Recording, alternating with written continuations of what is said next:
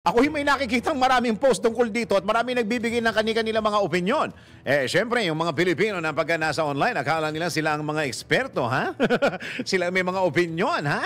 Pero alam nyo, napansin ko, ang maraming nagbibigay ng kani-kanilang mga epekto talaga, yung kanilang nararamdaman, yung kanilang saloobin, yung mga magulang. Oh, parang parang ayaw pa nilang pag-usapan at ayaw pa nilang, parang hindi pa sila handa. Ha? Do pinag-uusapan na. Sa ano na to, 'di ba? Sa Senate na ito, 'di ba? Oh, lumampas na sa dumaan na sa Kongreso. Nasa linya po natin ang chairman po ng Teachers Dignity Coalition, Chairman Benjo Basas. Chairman, magandang araw po. Yes, Sir Dennis. Good morning po. Morning. Nako, Sir Benjo, sabi ko nga dito kapag nagkukwentuhan kami dito sa newsroom, parang nung panahon natin noon, pinag-usapan na rin yung sex education, no? Opo. Pero up until ng panahon ni Brother Armin, dyan niya na nahigpot yung mga pag-uusap. Pero ngayon mukhang tuloy-tuloy na to. In fact, meron na tayong tinatawag po natin na comprehensive sexuality education na integrated ang dahil doon nga sa isa ng RH law o yung reproductive sa RH law. Oo. Kumusta na ho? Sige, yun na lang muna siguro ang kumustahin natin, Chairman, para mas maganda yung magiging usapan natin. Kumusta na yung latag noon? Kumusta na yung tanggap ng mga teacher? Kayo ba may mga data na dyan? O meron na ba kayong mga reaksyon ng mga kabataan? Paano pinag-uusapan? Paano naghahanda si teacher? Sa totoo, hindi naman din masyado itong tansya ko, hindi naman ito masyadong nagiging malaking issue. Dahil ever since naman ay itong mga bahagi na tinuturo sa sexuality education ay tinuturo na rin naman ito kahit hindi pa ganito ang title, hindi pa ganito ang pangalan.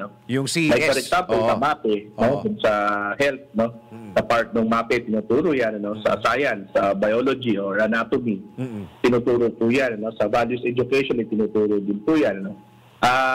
Tungkol naman dun sa mga batas at karapatan, itinuturo din yan dun sa araling panlipunan. Pero ngayon, ang imagine, Sir Dennis, ito'y 2018 pa nilabas ng Department of Education. Yeah. Wala namang reaksyon. Ibig sabihin, parang ito'y nagpapatuloy lamang.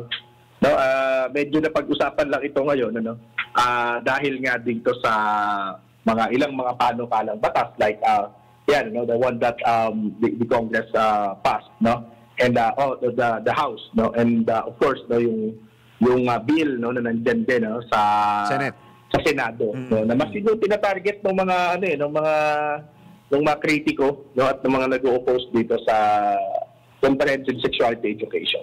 Oo.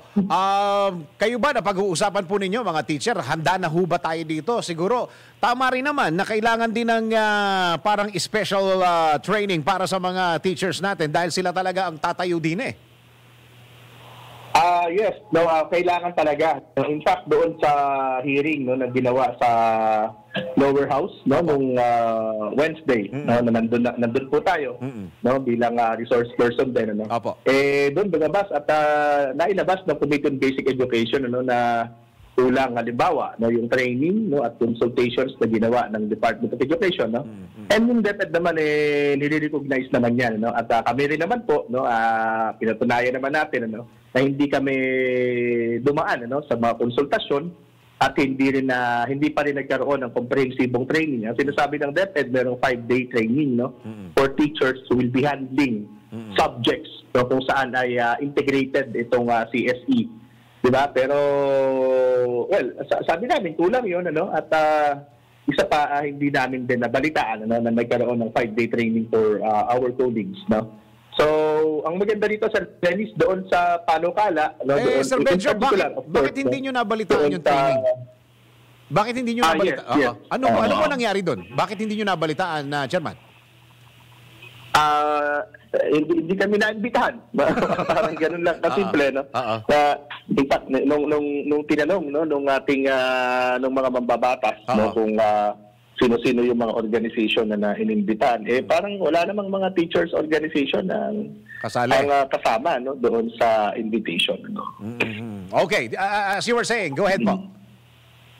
Opo, no, yun, ang maganda lang doon naman, no, doon sa bill, no, sa Kongreso at even itong inilabas, no, ng ipinasa ng lower house, ito'y merong mabigat na component, no, ng education, no, so training, no, for teachers, no, kaya medyo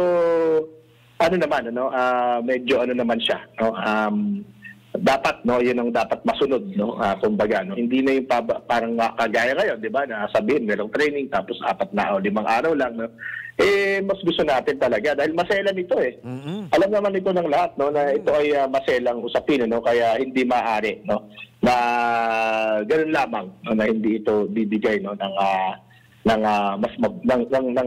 comprehensive din, ano, yung training din dapat. Oo, kasi umaalma yung mga magulang sa online, lalo na yung 0 to 4, Chairman. Alam mo, sa Dennis, no, with due respect, no, doon sa mga umaalma, magulang, no? Opo, at doon sa kanilang nilabas, parang hindi kasi yung match, no, doon sa nakalagay sa mga bills, Diba, parang panggulat yun parang yun ay ginagamit para hikayatin yung mga magulang na tama ka na umalma, no, at ibasura itong bill. Wala namang ganon yung sinasabing 0 to 4, di ba, yung mga ganyan, no, yung tuturo yung masturbation, yung mga ganyan, wala namang pong ganon, no, doon sa ating bill. In fact, doon sa bill po, no, na nakasalang sa Senado, malinaw nga doon, ano, na dapat ito ay nagbibigay pa talaga, no, nung tinatawag po natin, ano, na consideration doon sa religious, cultural, no, na mga usapin, ano, at age and development appropriate siya. Ibig sabihin hindi siya ituturo, no, o hindi tatalakayin, ano. Tatalakayin siguro mas ang mas tamang termino, no. Hindi siya tatalakayin doon sa mga bata na hindi pa abot, no, batay doon sa ating pagkataya, no, sa agham ng edukasyon, ano po. Oo, saka dagdag na training para sa mga teachers tulad ng sinasabi mo, Chairman. Tama po. Yun po yung hinahabol natin po. Oo, parang mas maintindihan ng mga kabataan, lalong-lalo na yung proper guidance dahil ito nga may binabasa ako kanina dito, hindi ko lang masyadong yung teenage pregnancy na tumaas. Alam nyo itong data na ito, Chairman, ano? Opo, no, isa tayo, no, sa pinakamataas, in fact, no, hanggang po sa may mga kaso ng teenage pregnancy sa buong mundo. Kaya yan yung isa sa mga dahilan, no, kung bakit po, no, ito ay isinusulong, no, kasi yun nga, no, perceived, no, na dito sa ating bansa dahil parang tabu ito, no, parang hindi na pag-uusapan, no. So kailangan po, no, na magkaroon po tayo talaga, no, nung formal, no, na sistema para po ito ay mapigilan, ano po. Opo, saka siguro po since nasa Senado naman ito yung pinag-uusapan, mas maganda rin na mas maraming humatend ng inquiry o kaya ng hearing o kaya ng sesyon para mas lumawak pa yung konsultasyon, Chairman. Tama po. No, yan naman po ang dapat, no, at sana, no, ay mas malawak din, ano, yung ibibigay po, no, na invitasyon sa lahat ng mga interest groups, no. Kasi pag ganito, maglalabanan lang ito sa social media ng propaganda, no, which is wrong, di ba? Dapat doon tayo, no, kung kailangan natin. Well, syempre, alam naman natin, no, na yung social media ay ginagamit din naman talaga natin para sa information, no? Pero yung paano matatapatan, ano, yung magkabilang panig, no? Paano magtatapatan yung magkabilang panig, no, doon sa mga arguments ay may kita po yan, no, sa deliberation po, no, doon sa Kongreso. Yun. Wala pa namang finality ito. Siguro dapat mas lalong laliman yung pag-uusap diyan. Tulad ng sinabi natin na, Chairman, yung konsultasyon as lumawak ng lumawak at yung kamalayan ng both, pati teachers at teachers, parents ay medyo mas tumaas pa kasama dyan yung edukasyon. Tama po. No, tama po. Provided rin po yan, no, doon sa bill, no, yung paano i-educate pati yung mga out of school youth, pati yung mga magulang. Tama. Actually. Tama. Okay. Sir Benjo, maraming salamat po sa oras na binigay niyo po sa DWIZ. Yes po, maraming salamat din Sir Dennis sa opportunity. Thank you. Si Chairman Benjo Basas ng Teachers Dignity Coalition. Ronda Pilipinas.